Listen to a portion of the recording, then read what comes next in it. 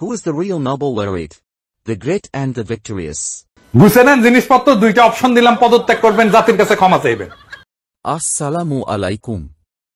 Doctor Muhammad Yunus ক্ষুদ্রঋণ এবং ক্ষুদ্রঋণের আধুনিক ধারণার পথিকৃত ছিলেন, যার জন্য তিনি এবং গ্রামীণ ব্যাংক 2006 সালে নোবেল শান্তি পুরস্কার লাভ করেন। তিনি গ্রামীণ ব্যাংকের প্রতিষ্ঠাতা। নোবেল পুরস্কার জয়ী জার্মান পদার্থবিদ আলবার্ট আইনস্টাইনের নাম মোটামুটি আমরা সবাই শুনেছি। বলাই বাহুল্য, বিশ্বজুড়ে সম্মানিত ও গ্রহণযোগ্য নাম হিসেবে আলবার্ট আইনস্টাইনের তুলনা নেই। তিনি ইসরায়েলের নাগরিক না হওয়া সত্ত্বেও দেশটির প্রথম নেতা এবং প্রথম রাষ্ট্রপতি চেইম ওয়েজম্যানের মৃত্যুর পর তিনাকে সর্বমহল থেকে রাষ্ট্রপতি পদে যোগ দেওয়ার আহ্বান জানানো হয়। বিশ্বনন্দিত সর্বজন শ্রদ্ধেয় বিজ্ঞানী আলবার্ট আইনস্টাইন তখন কি করেছিলেন তা জেনে আপনার অনুভূতি কি অবশ্যই মতামত দিবেন।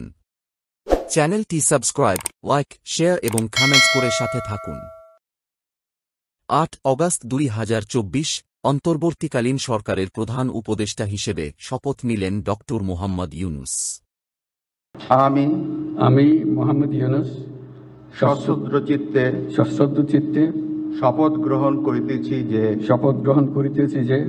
অন্তর্বর্তীকালীন সরকারের প্রধান উপদেষ্টা হিসেবে শপথ গ্রহণ করার কিছুদিন পরে ডক্টর মুহাম্মদ ইউনুস প্রধান উপদেষ্টা মহোদয়ের ওখানে উনি বললেন, আমাকে তো ডেকে এনেছে ছাত্ররা, কাজে আমি সেভাবেই বলেছি, ছাত্ররা আমাকে নিয়োগ করেছে।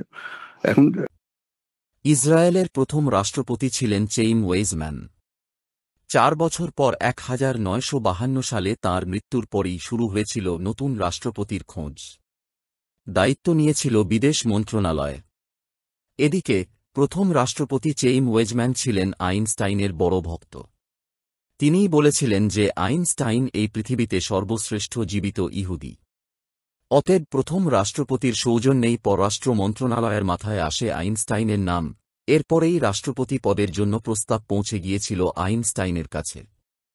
আমেরিকায় ইসরায়েলের তৎকালীন রাষ্ট্রদূত আব্বা ইভানও তাঁকে রাষ্ট্রপতি হওয়ার সুপারিশ করেছিলেন।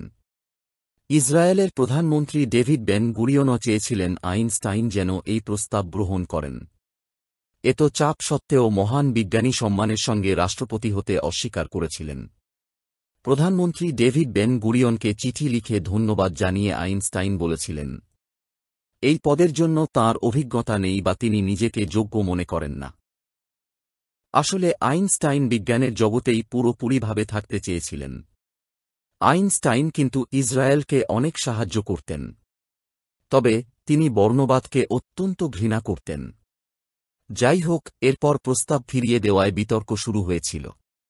অনেকেই বলেছিলেন আইনস্টাইনের প্রচুর সম্ভাবনা, তিনি এই পদে দেশের ভালো হতো।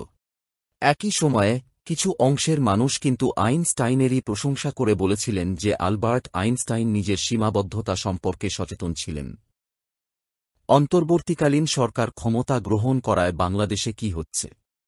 শিক্ষার দূর অবস্থা, মব জাস্টিস, শিল্প প্রতিষ্ঠানের উৎপাদন ব্যাহত, সন্ত্রাস, দুর্নীতি, চাঁদাবাজ বৃদ্ধি, সেন্ট মার্টিন বন্দর করিডোর, বিভিন্ন ইস্যু একের পর এক, আন্দোলন, রাজনৈতিক চরিত্র হরণ, ইত্যাদি ইত্যাদি। আপনারা সেনাবাহিনীর প্রতি আস্থা রাখেন, সশস্ত্র বাহিনীর প্রতি আস্থা রাখেন। আমি সমস্ত দায় দায়িত্ব নিচ্ছি, আপনাদের জানমাল, এবং আপনাদেরকে আমি কথা দিচ্ছি যে আপনারা আশাহত হবেন না।